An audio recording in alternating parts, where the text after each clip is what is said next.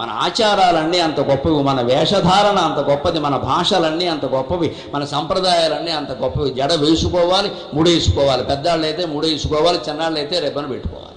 ఊరికే కత్తిరించి కూర్చోవడం ఎక్కడ? పైగా మంగళవారం శుక్రవారం కూడా లేదు, అశుభం, వెళ్ళిపోతున్నారంతే మొత్తం ఎక్కడ.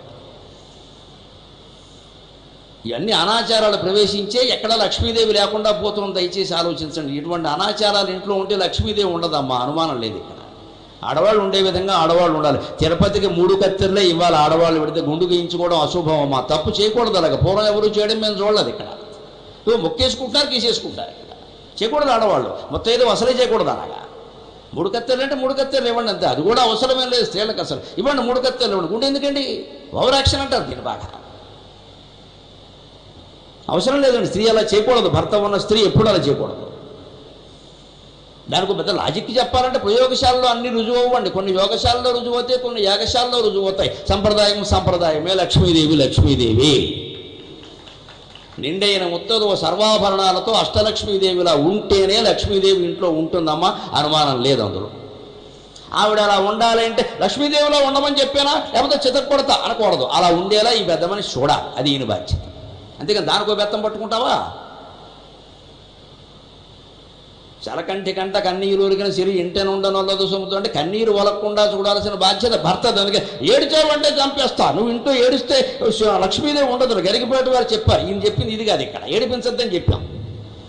ఏడవద్దని చెప్పడం కాదు, ఇక్కడ ఏడిపించద్దని చెప్పాం. ఆవిడ కంట కన్నీరు వలకుండా భర్త తండ్రిలాగా కాపాడాలి అక్కడ. అప్పుడు ఆవిడ సుఖంగా ఉంటుంది. కొట్టేసి చెదకొట్టేసి పైగా ఏడిస్తే చంపుతా అంటే ఏం చేస్తారు? ఇక్కడ అన్న మాటలన్నీ అనేసి అనకూడదు అని ఏడవద్దంటే ఏడిచే హక్కు కూడా లేదా? అంటే సంసారం ఇలా ఉండాలంటే ఇలా చూడాలి. అలా ఆవిడ ఉండాలి. ఇక ప్రతిదానికి గయ్యాళ్ళ ఆవిడ రెచ్చిపోకూడదు. చేస్తోంది కదా అని బానిసలా భావించకూడదు. మన దేవతలు ఎవరు భార్యని బానిసలా భావించలేదు. అలాగే నా భార్యలు ఎవరు వారి మీద పెత్తనం చేయలేదు. సంసారాలు సాగలేదా? మనకి మాత్రం సాగవా? అందుకని యోగమాయ అంటే గుణాల యుక్తి, గుణాలు కలగలిసిపోతూ ఉంటాయి ఎక్కడికక్కడ. దాన్ని జయించడం కష్టం. అందుకే దాన్ని ఏమన్నారంటే మామేవ ఏ ప్రపద్యంతే మాయామేతాం తరంతితి. ఆ యోగమాయ ప్రయోగించింది ఎవరు? ఆయనే దైవీక్షేష గుణమయీ మమ మాయా దురత్యయ మామేవ ఏ ప్రపద్యంతే మాయామేతాం తరంతితే.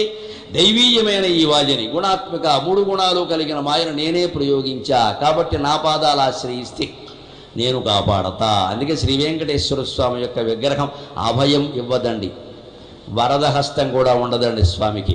ఎప్పుడూ కుడి చెయ్యి ఇలా కిందకి ఉంటుంది. ఏం మాట్లాడదామని మనం వెంకటేశ్వర స్వామి దగ్గరికి వెళ్ళినా ఆయన ఏమంటాడు? నోరు మూసుకో కిందకి చూడు, నోరు మూసుకో కిందకి చూడు, అంతే. ఇంక 2 మాట్లాడదు ఇక్కడ. ఏం చెప్పక కోరక, ఊరికే కొబ్బరికాయ కోరినట్టు కోరక ఇక్కడ కోరికలు ఏం చెప్పక, బాధల్లో ఏం లేదు. నువ్వు గోవింద కూడా అన్నది కిందకి చూడు అంటే నా పాదాలు ఆశ్రయించు అంతే. నేను చూసుకుంటా మొత్తం. నాకు వదిలేసావు కదా వదిలే, మళ్ళీ నువ్వు ఏడవక ఇక్కడ. ఆ ఆశ్రయం శరణాగతి. అందుకోసం ఆ విగ్రహం అలా, మిగిలిన విగ్రహాలు అలా ఉండవు. లలితాదేవి విగ్రహం వేరు, రాముడి విగ్రహం వేరు, కృష్ణుడి విగ్రహం వేరు, వెంకటేశ్వర స్వామి విగ్రహం వేరు. ప్రజల అనంతకోటి బ్రహ్మాండమంతా నిండిన జన సముదాయం మనస్సు ఎంత వైవిధ్యంగా ఉంటుందో హిందూ దేవతల విగ్రహాల్లో అంత వైవిధ్యం ఉంటుంది. ఇటువంటి మతం ప్రపంచం మీద ఇది ఒకటే. ఈ విగ్రహాల్లో వైవిధ్యం ఎందుకంటే మనిషి మనస్సులో ఉండే వైవిధ్యం అండి, వెరైటీ. నీకు ఏ కోరిక కావాలో చెప్పు, ఆ దేవుణ్ణి చూపిస్తాం.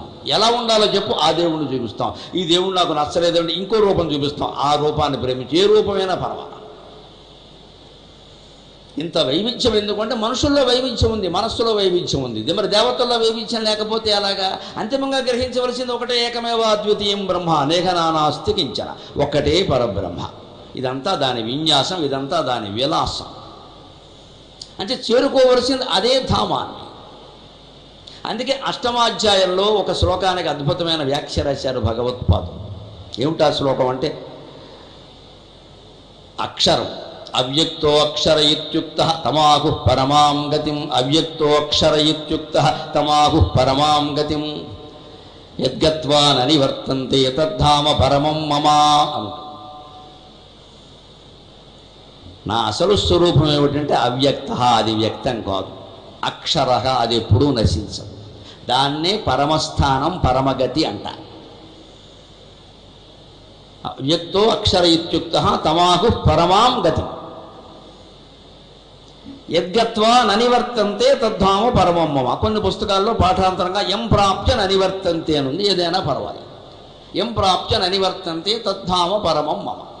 ఇక్కడ స్వామి చాలా నిక్కచ్చైన వ్యాఖ్యానం రాశారు. అద్వైతానికి పోటీ వ్యాఖ్యానాలు చాలా వచ్చాయి. ఆయనకి ముందు వచ్చాయి, ఆయన తర్వాత వచ్చాయి. దాన్ని ఏదో రకంగా ద్వైతం చేసేద్దాం, దాన్ని ఏదో రకంగా విశిష్టాద్వైతం చేసేద్దాం, అలా చేసేద్దాం, ఇలా చేసేద్దాం అని పీకేసి లాగేసి చేశారు. ఇందాక గురువర్యులు విశ్వనాథ వారు చెప్పారే తత్వమసి వాక్యాన్ని మసి వ్యాఖ్యానాలు చాలా వచ్చాయి. తత్వం కంటే మసి ఎక్కువ. ఎందుకంటే మొత్తమే జీవుణ్ణి వేరు చేసేయాలి. అక్కడి నుంచి గురువు గారు ఎవరు? దేవుడికి ప్రతినిధి. మీరందరూ వచ్చి మా కాళ్ళ మీద పడాలి. ఇక్కడ ఎందుకే చేస్తారంటే జీవుణ్ణి వేరు చేయడం. నీ అంతటి నువ్వు బాగుపడతా ఉండడం ఏ గురువుకి ఇష్టం ఉండదమ్మా. నా కాళ్ళ మీద పడు బాగుపడతావు, నా కాళ్ళ మీద పడిపో. ఎలాగో దేవుడు కాళ్ళ మీద పడమని చెప్తాడు, నా కాళ్ళ మీద అని చెప్పడు. కానీ దేవుడు లేడు కదా, అందుకని ఈ అజ్ఞానం ఏం చేస్తాడు? గురువు కాళ్ళ మీద పడతాడు. ఇక్కడ శుభ్రంగా ఆయన పీఠం పెట్టేస్తాడు, కోట్లు వసూలు చేస్తాడు. జరుగుతున్న మాయ అంతా అదే, జరుగుతున్న మోసం అంతా అదే. దయచేసి గ్రహింతురుగాక. నాకు మొహమాటం లేకుండా మాట్లాడడం అలవాటు. అద్వైతం ఒక్కడే సిద్ధాంతం, శంకరాచార్య ఒక్కరే జగద్గురువు. మోసం చేసే అవకాశం లేదు.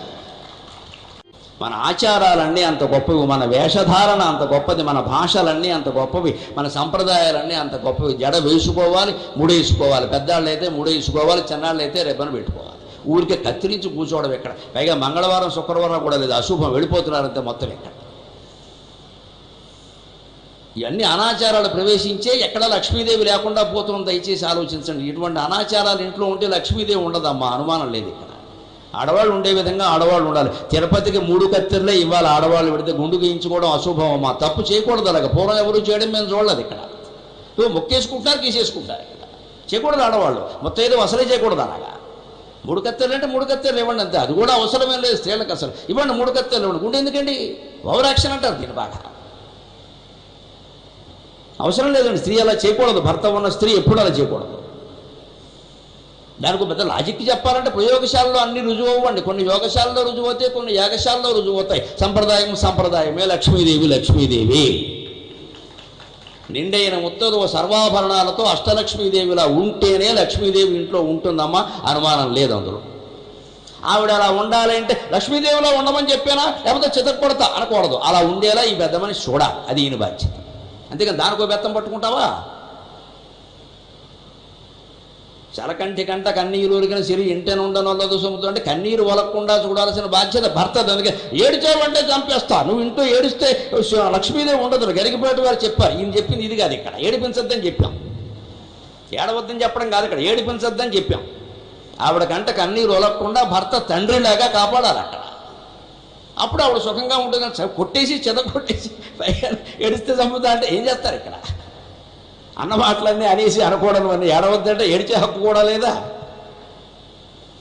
అంటే సంసారం ఇలా ఉండాలంటే ఇలా చూడాలి. అలా ఆవిడ ఉండాలి. ఇక ప్రతిదానికి గయ్యాళ్ళ ఆవిడ రెచ్చిపోకూడదు. చేస్తోంది కదా అని బానిసలా భావించకూడదు. మన దేవతలు ఎవరు భార్యని బానిసలా భావించలేదు. అలాగే నా భార్యలు ఎవరు వారి మీద పెత్తనం చేయలేదు. సంసారాలు సాగలేదా? మనకి మాత్రం సాగలా. అందుకని యోగమాయ అంటే యుక్తి గుణాలు కలగలిసిపోతూ ఉంటాయి ఎక్కడికక్కడ. దాన్ని జయించడం కష్టం. అందుకే దాన్ని ఏమన్నారంటే మామేవ ఏ ప్రపద్యంతే మాయామేతాం తరంతితి. ఆ యోగమాయ ప్రయోగించింది ఎవరు? ఆయనే దైవీక్షేష గుణమయి